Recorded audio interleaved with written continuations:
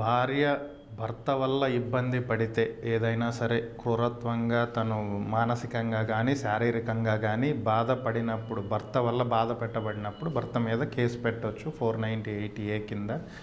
ఇది సమంజసమైనటువంటి అంశమే. దాన్ని కోర్టు కూడా పరిగణిస్తుంది, దానికి తగ్గ చర్యలు తీసుకుంటుంది. ఇద్దరిని మళ్ళీ కాంప్రమైజ్ చేసో కౌన్సిలింగ్ చేసి ఫ్యామిలీ సెట్ చేసే ప్రయత్నం కోసం పెట్టిన సెక్షన్. అయితే మీరు అన్నట్లు ఇప్పుడు గతంలో ఉమ్మడి కుటుంబాలు ఉండేవి.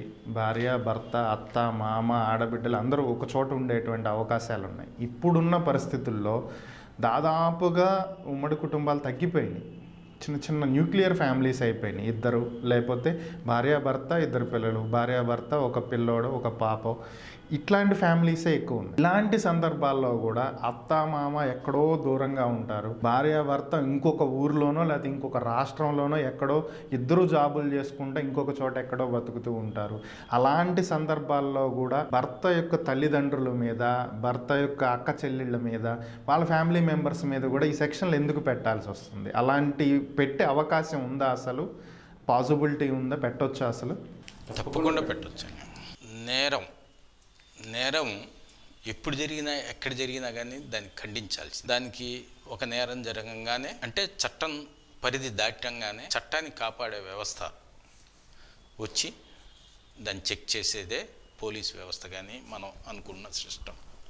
ఇక్కడికి వస్తే 498Aలో భార్యాభర్తలు అమెరికాలో కాపురం చేస్తారు, తల్లిదండ్రులు ఇండియాలో ఉంటారు. అయితే కేసు రిజిస్ట్రేషన్ చేసేసరికి అమెరికా నుండి భార్య ఇండియాకు వచ్చినప్పుడు కానీ ఏదో అవకాశం వచ్చినప్పుడు ఇండియాకు వచ్చి ఒక కేసు పెడితే అమెరికాలో జరిగిన ఎఫెన్స్ భర్తని ఇక్కడ తల్లిని కూడా తీసుకొని వస్తారు.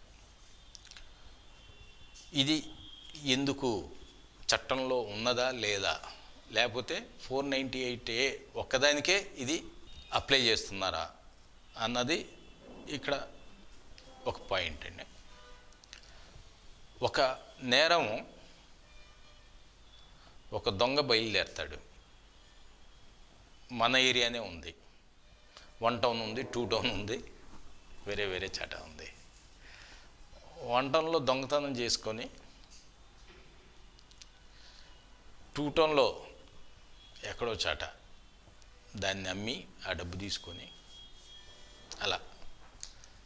అంటే నేరం ఒక్క చాట కాదు.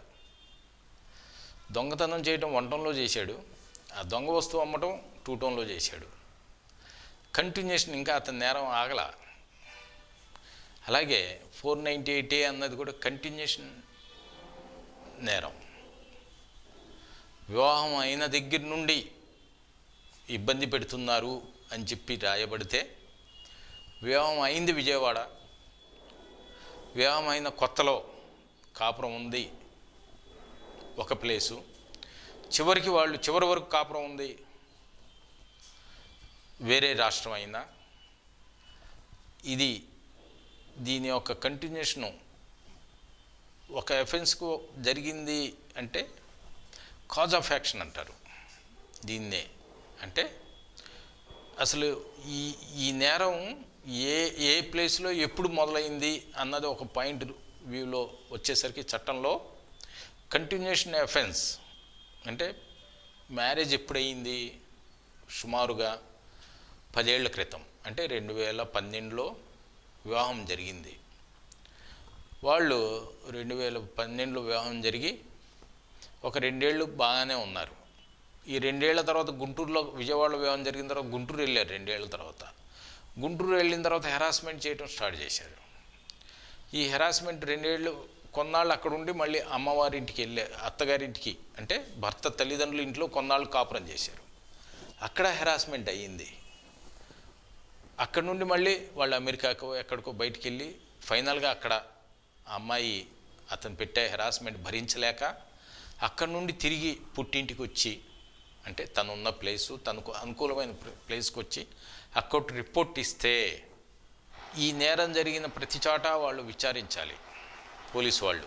ఈ తల్లిదండ్రుల దగ్గర 2 ఏళ్ళు బాగానే ఉండి దాని తర్వాత కొన్నాళ్ళు కాపురం ఉండి మళ్ళీ తల్లిదండ్రుల దగ్గర కాపురం ఉన్నప్పుడు అక్కడ హెరాస్మెంట్ జరిగి తల్లిదండ్రుల ఇన్వాల్వ్మెంట్ దాంట్లో ఉన్నట్టు రిపోర్ట్లో ఉంటే అది ఇన్వెస్టిగేషన్లో నిర్ధారణ జరిగి ఉంటే తల్లిదండ్రులు కూడా అరెస్ట్ చేయాలి. చట్టానికి ఎవరు అతీతులు కాదు. నేరం చేయటం ఎంత నేరమో దాన్ని సపోర్ట్ చేయటం, దానికి తోడ్పడటం, దాన్ని దాయటం కూడా అంతే నేరం. 201 సెక్షన్ వచ్చిద్దండి. నేరానికి సంబంధించి ఏమైనా దాస్తే దాన్ని సపోర్ట్ చేస్తే కాన్స్పిరసీ కానీ వాటి కింద వచ్చిద్ది. కాబట్టి పోలీసు వ్యవస్థ ఎవరికీ చుట్టం కాదు. కేసు పెట్టే వాళ్ళకి పోలీసుకి సంబంధాలు ఏముండవు. విక్టిమ్ తప్ప, ఫిర్యాది తప్ప. ఫిర్యాది అన్నంత మాత్రాన పోలీసు వాళ్ళు ఏమో ఆమెకి బెస్ట్ ట్రీట్మెంటు, ముద్దాయి అనేసరికి ఆడికి వల్గర్ ట్రీట్మెంటు. అంటే మానవ హక్కులకి భంగం కలిగేటట్టు ఎవరూ ప్రవర్తించరు. మానవ హక్కులు కాపాడుతూ మానవ హక్కులు దృష్టిలో పెట్టుకునే పోలీసు వాళ్ళు పనిచేయాలండి. ఎఫెన్స్ జరిగిన విధానాన్ని బట్టి కంటిన్యూషన్ ఆఫ్ ఎఫెన్స్ ఉన్నప్పుడు, డిఫరెంట్ ప్లేసెస్లో జరిగినప్పుడు ఆ ప్లేస్లో విక్టిమ్కి అంటే విక్టిమ్కి వ్యతిరేకస్తుడు భర్త ఎవరైతే ముద్దాయో నేరాన్ని నిందించబడినవాడో అతని బంధువులు కూడా అతనికి ఈ అమ్మాయికి వ్యతిరేకంగా హెరాస్మెంట్ చేసుంటే కంటిన్యూషన్ ఆఫ్ ఎఫెన్స్ కాబట్టి ఇది పెట్టడంలో తప్పకుండా పోలీసు వారు వాళ్ళని అరెస్ట్ చేయాలి. వాళ్ళ మీద ఇన్వెస్టిగేషన్లో ఉన్న రిపోర్టు ప్రకారం, ఇన్వెస్టిగేషన్లో రివీల్డ్ అయిన రిపోర్టు ప్రకారం ఛార్జ్షీట్ ఫైల్ చేసి వాళ్ళని కోర్టు ముందు పెట్టి విచారించాలండి.